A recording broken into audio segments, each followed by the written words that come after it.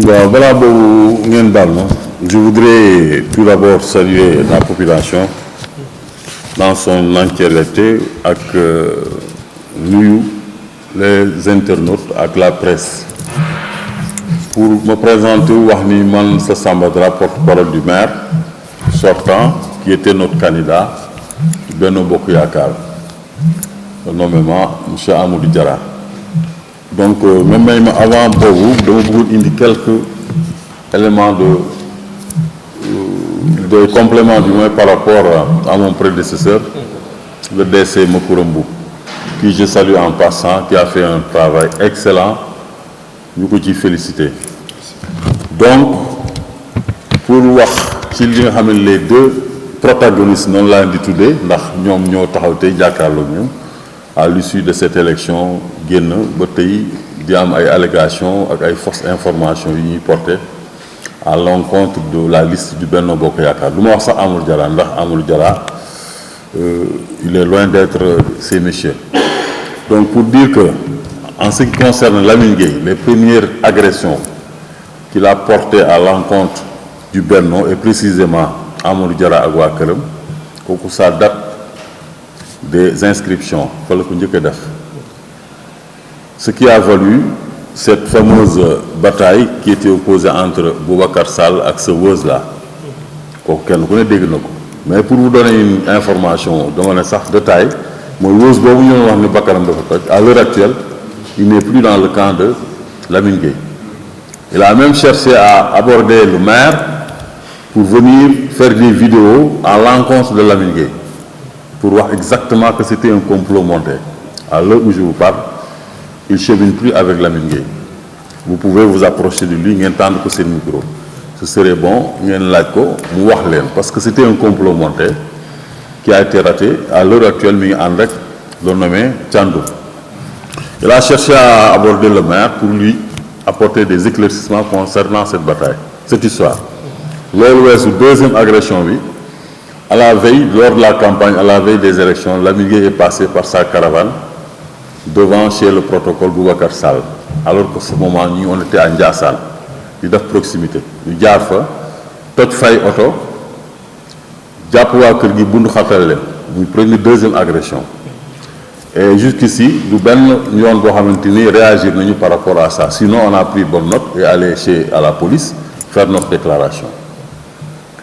Quelqu'un qui m'appelle également, il a eu à faire une première agression. Meeting. Comme l'a dit Mokoura, ce jour-là, on était bien installés aux environs de du moins 18h30, 19h. Il a dit sur le meeting. Fait que déjà, il avait convoyé des éléments sur le meeting. Il n'est qu'en coordination, ce qui a valu que bien le micro commence à voir qu'il a attaqué à coups de pierre et de pétard. Donc, il faut que riposter. Mais pour dire qu'il faut s'arrêter pour faire avec ben pica bon faire ay xer dañu ko sandi bo finalement xalé yi riposté, le public n'a pas voulu se disperser parce que dañu contone daf suñu meeting. Mais malgré cela la police bi mu tardé venir ci la affaire yi mu ci tass. Donc muy agression bo xamni c'est patente. Ñu gis ko xamni mom moko fomenté won comploté ko à la veille ci ñu am ko de source sûre. Té sen but du won lenn lu ñu tass suñu meeting. Il y a eu des échauffourées, il y a eu des attaques, il y a valu des dégâts matériels énormes, comme nous l'avons cité. Au moins 4-7 véhicules ont été saccagés. Il y a eu des dégâts aussi matériels, des chaises qui ont été égarées. Aussi bien, nous avons été blessés physiquement. Donc la liste, elle est là, présente plus de 25 personnes. On les a évacués à l'hôpital aux soins d'urgence. Bonne fois, le maire, de quoi on l'a assisté. On a dépassé la nuit, dépensé plus de 250 000 comme frais médicaux pour venir en aide à ces gens en urgence. Donc, nous avons dit que nous meeting, nous avons dit que nous avons fait une place. Nous avons dit que nous avons fait une compétition. Je pense que tu dois proférer des menaces waxatuma la ay xex lolu ma pere def na ak wa kërëm mais comme niko déssé waxé la justice est en train de suivre son cours l'affaire est en justice incha allah képp ku xam responsabilité bu ci nekk dañ ko mën a situer. Maire pouvait le faire mais maire moom moo mag loolu il a laissé soin à équipe bi nga xam ñoom la joxoon la organiser woon teg leen sur place je veux dire précisément le directeur de campagne et son équipe ñoo toog loolu évaluer tous les dégâts ak les dommages def plainte au nom du Benno par l'intermédiaire du DC Macoura Mboup donc loolu nekk benn boo xamante ni on l'a subi durant la campagne mais malgré tout ça bon les profs les injures les menaces continuent jusqu'à l'heure surtout que jàll nañu fi nga xam ni mooy période bi ci gënoon am solo muy élection yi ñun boog on l'a passé d'une manière libre démocratique ci ni ñu ko daan defee ndax on n'est pas novice en la matière qui connaît Amadou Diarra et son équipe ne sont pas dégg nga moi novices en la matière d'élection des comités ont été et commissions ont été bien organisées ku ci nekk ak sa liggéey bi nga war a def le jour J on a été investir tous les bureaux de vote ku ci nekk fa nga war a toog nga fa ak say représentants la nga fa waroon liggéey nga ko fa mais malheureusement au sortir de tout ça il y a eu des gens au cours même du vote remarqué nañ fa ay agressions yoo xam ni bëggoon nañ ko mais comme ñun Pikine la ñu dëkk te it fi wax dëgg yàlla magul borom am na loolu du ñu ko jéem sax du sotti man boog précisément centre ma nekkoon muy école 5A où mon épouse ma doon la mais nekkoon fa mandataire moom assisté naa ko du matin jusqu'au soir ba tax na foofu lu ñu fa doon jéem en tout cas lu bari sottiwul ndax dem nañu ba aux environs de 18 heures ñu dégg ni am na ay charretiers yu fa ñëw yoo xam ni déjà bon nombre ils étaient ivres alors ils étaient armés de coupe-coupe et autres quand j'ai eu l'information en tant qu'homme averti ndax li ñuy fàtte souvent mooy ñu nit certes on est des politiques mais aussi on a d'autres responsabilités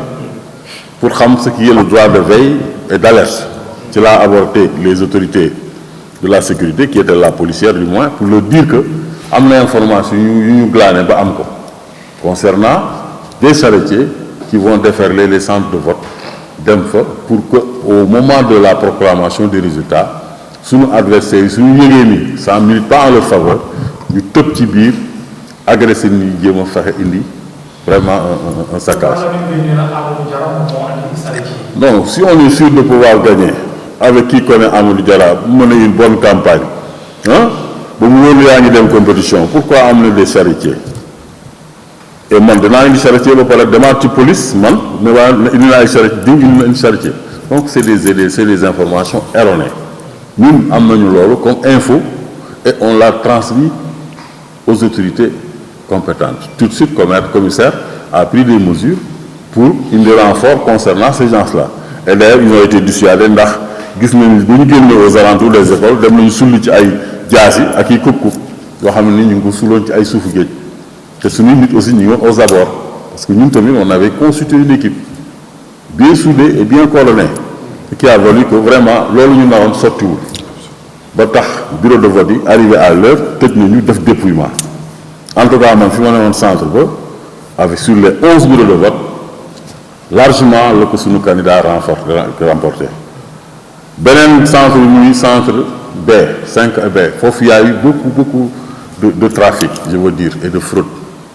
te nous en savons quelque chose ndax Pikine yaatu xam nañu au sortir de ça gis nañ ni dans son camp moom précisément Lamine Gueye il y avait deux autres femmes qui travaillaient pour son compte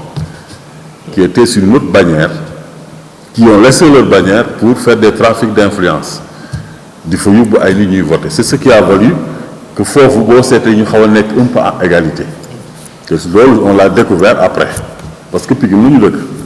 mais si ça aurait été vraiment une surveillance étroite ñu defoon ko comme ni ñu ko defee en 5A foofu du ñu sax seen mais malgré tout ça lañ ñu fa dépassé motul dara donc pour dire que en tout cas école 5B A du moins foofu moom lañ ko fa rawee mënuñu sax tab nga dem école 9 même chose lañ ñu fa rawee 4 voies la en tout et globalement parlant école 7 moom foofu la ñu sànnee cravache bi ndax foofu moom mënuñu fa dab fenn s'il y a 17 bureaux de vote mën naa ne on a raflé presque les 15 je veux dire les 14 avec une large différence. Donc s'il se permet aujourd'hui de dire que gagné wuñu ko bu ko neexee nit nag mën na tëdd ne séenuma weer bi bu la neexee, mais ñun on est loin de penser au contraire, parce que dañu nekk ci phase actuellement se préparer pour notre installation, parce que la commission chargée des élections dañu yóbboo tous les procès-verbaux au tribunal, les juristes se sont prononcés. Ensuite ñoom ils ont demandé de recompter ce qui est de leur droit, ñu accordé leen ko. Biralo, plus précisément, qui était dans le camp et qui est un homme averti, a pris le temps de recompter pour dire qu'au lieu de 1019, c'était 900 et quelques. Donc, finalement, au sortir de cette commission, les magistrats se sont prononcés pour dire que Amadou Diarra est loin de ses camarades, de ses collègues. Donc, il a gagné les élections. Nous, sur ce, on est à l'aise pour pouvoir jubiler, pour préparer une étape pour nous. Toog fii di tontonte mais nag dafa jaadu wala fi jaay comme ni ñu koy lébee di wax ni weddi tuuma du ragal waaye seetal sa der la ñu toll ci war a leeral population mais du pour tontonte ak ñoom ndax mairie de la ville amaan fa yow dama bëggoon pour wax la ne tontonte bi dañ ciy dégg lu bari te ñun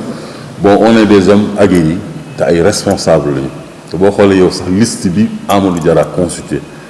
du cap à la cheville, des gens aguerris, expérimentés, qui ont la matière de être responsables. Ils ne se le permettent pas. Dans notre pays, à l'heure où peut-être ce sont nos neveux, nos enfants, je vous dirais nos fils, peut-être qu'ils aspirent à accès ferme politique. Mais on aurait pu leur conseiller d'être beaucoup plus disciplinés et de ne chercher pas à avoir l'injure à la bouche. Chaque fois, on leur dit ça. À la place où, souvent, ils disent, je veux dire l'ami, ils te parlent de racailles, de chiens qui aboient, je veux dire, de menteurs, de voleurs, voire même de salauds, excusez du terme. Vadouze, dit qu'on profère à l'encontre des minants monsieur. Nous, on préfère à la place appeler à la jeunesse, à la responsabilité, à la performance, l'expérience et la formation. Nous, nous sommes des hommes aguerris. Donc, ça ne les amène à rien du tout. Parce qu'il y aura un pareil. On n'est plus à l'époque de la campagne ni aux élections. Cette époque est passée. En ce qui nous concerne, on est dans les préparatifs de l'installation de notre candidat et de mettre notre équipe municipale sur place. Parce que quoi qu'il advienne, ils sont dans leur droit, mais dans la commission des votes, au tribunal, le plus qu'on présente, ce papier écrit noir sur blanc, ces représentants n'avaient pas pris soin en tout cas de faire des réserves, même au-delà de cours d'appel, cours de la haie, nous prononcer tout ce qui doit se dire, signé. Ce fait que ça n'a pas été mis, hélas, c'est dommage pour eux. Donc je les inviterai peut-être à attendre 2028 pour peut-être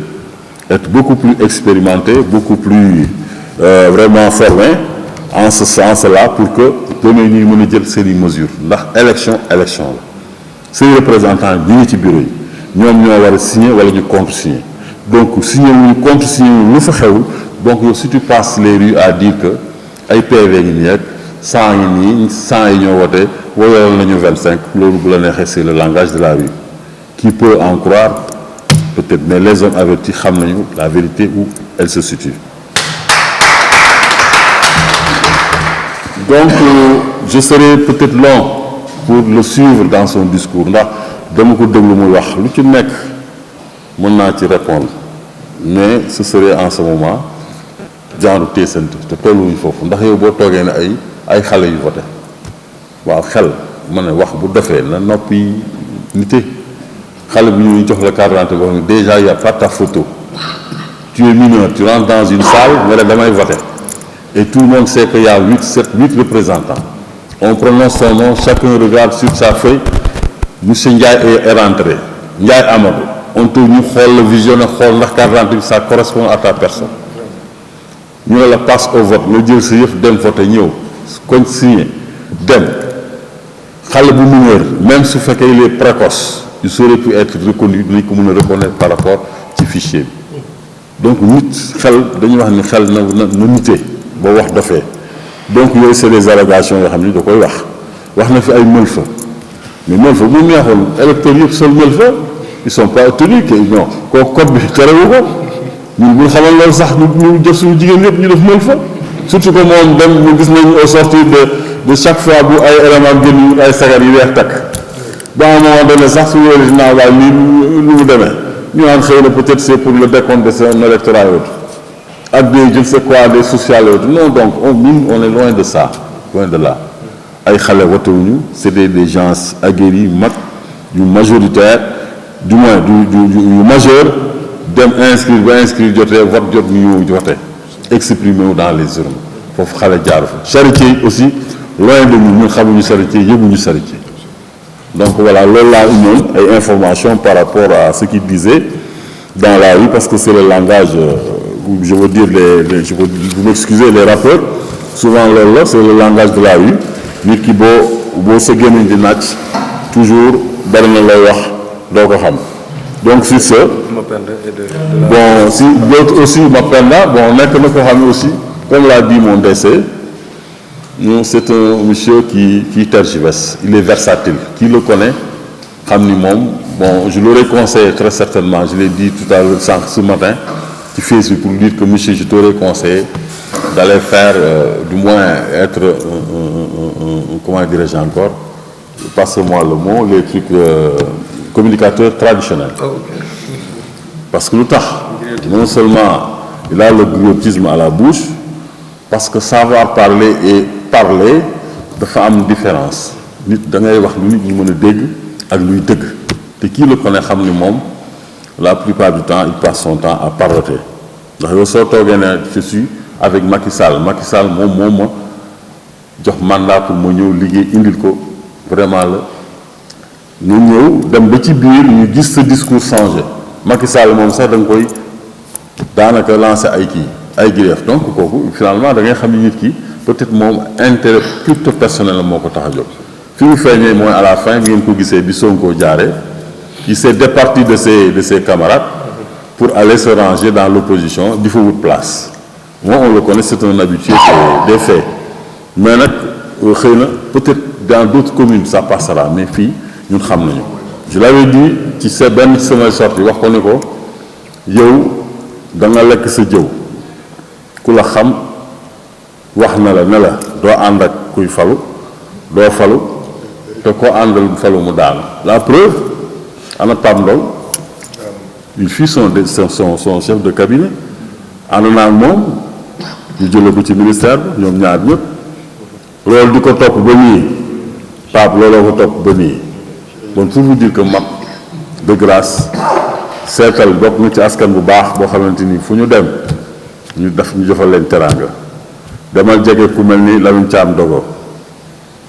na seet nan ngeen di waxtaane pour que nga jéem a embrasser ce métier de communicateur traditionnel foofu laa la gën a gisee de politique. Donc sur ce je termine pour remercier en tout cas toute la population pikinoise ci seen taxawaay ak seen gëm-gëm confiance bi ñu am ci liste Benno Bokk Yaakaar à la personne de Amadou Diarra ba jox ko seen baat ñu xam ni ci ñu yëg ak ñu ñàkk yëg amoon nañu yéene kër gu ñu mësoon a dugg ñu delluwaat fa tànk ak tànk loxo ak loxo ku ne ñu remercier la waaye jàppale ne à travers ma personne en tant que représentant du maire ñi ngi remercier góor jigéen mag ndaw toute la population de Pikine Nord qui ont voulu en tout cas apporter leur concours ba Amadou Diarra gagné liste bi ñu ngi leen di gërëm di leen sant bu baax di remercier nag moom équipe am en commencer par son directeur de campagne à la tête duquel muy Makoura Mboup excellent Makoura Mboup qui a abattu un travail en compagnie de Cheikh Gueye en compagnie de son chargé de com Mbaye Gueye ak ñoo xamante ni mën naa leen citer di remercier le corps enseignant qui ont abattu également un travail excellent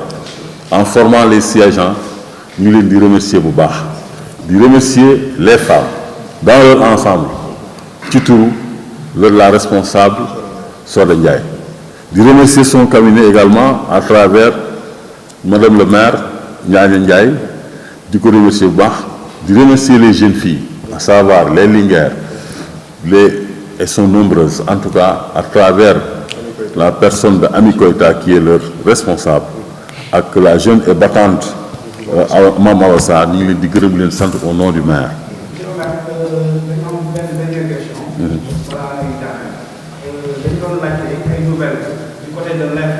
par rapport ak suñu benn confrère bi nga xam ne doomu Pikine Nord la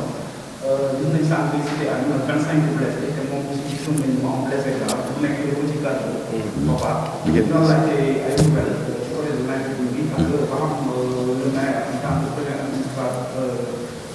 magistrat la commune. est-ce que am na démarche militaire parce que dañoo nekk situation. Voilà, le petit papa, donc je pense que c'est lui qui m'a dit que bët bi dafa tuuru non. Mais en fait bët bi tuuruwul pour dire vrai peut-être fii la ci arcade bi ci suuf si bi ci suuf inférieur foofu moo toj bët li ko tuur yombul donc il s'est trouvé que bi mu gaañoo après affaire bi dafa enflé après l'autre a voulu se victimiser ma peine pour dire que bët bi dafa tuuru mais en fait bët bi tuuruwul ñun xam nañ ko baax suñu sët la suñu jarbaal la. Donc il se porte à merveille, certes, il faut aussi être soulagé. Le maire, il est prêt, il l'a dit. Et il le dit à chaque fois que je suis prêt à pardonner tout le monde. Mais sachez que je suis prêt en tout cas à réparer ces dommages. Et soyez rassurés que nous avons en charge, comme avec moi, mais nous avons en charge d'affaires Toko. Bon modèle ci sagom loolu moom je peux à travers ma personne vous rassurer.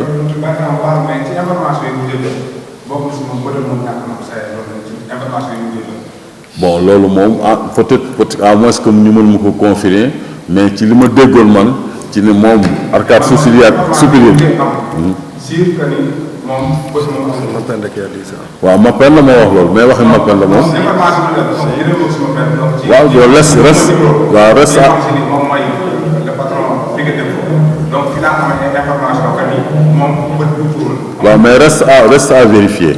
ndax loo xam ne aussi information bu la ñëw à chaud reste à vérifier ndax xale boobu ñu ko yar ci laa bokk yaayam sax ndëm si yàlla ñu ko yar ci laa bokk donc voilà merci.